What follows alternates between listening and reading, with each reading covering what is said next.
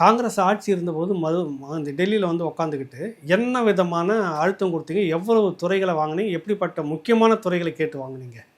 பணம் கொடுக்கக்கூடிய சாதாரண தொகை மற்ற இடத்துல மாநிலங்கள்லாம் பார்த்தீங்கன்னா ஏதோ ஒரு இணை துணைன்னு கொடுத்துட்டு இருந்தாங்க. ஒரு நார்மல் பணம் கொடுக்குற துறையாக வாங்கினீங்க.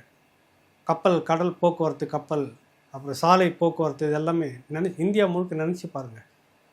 அலைக்கற்றை எப்படிப்பட்ட விடயமாக முடிஞ்சதுன்னு நினச்சி பாருங்கள். எல்லாமே பணம் கொடுக்குற தொழில். அப்படி கேட்டு வாங்கிட்டு உக்காந்துட்ருக்கீங்க. அதே நிலைப்பாடு தான் அவங்க காங்கிரஸுக்கு. உங்கள் கூட்டணி தான் நீங்கள் அங்கே இருந்தீங்க. தமிழ்நாட்டில் மட்டும் வாங்கி கொடுத்தீங்க. எல்லா ஸ்டேட்லையும் நீங்கள் போய் வாங்கி தரல.